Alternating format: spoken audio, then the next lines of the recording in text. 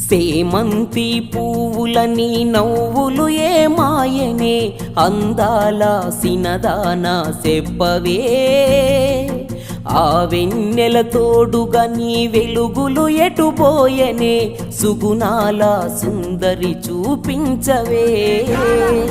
నువ్వు చూపిన ప్రేమ అది ఎడారిలో తేమ నువ్వు పంచిన స్నేహం అది నమ్మలేని మోసం అయినా వస్తావనే ఆశతో ఎదురు చూస్తూ ఉంటాడు శ్వాసతో ప్రియమైన ప్రియురాలికి ప్రేమతో రాసిన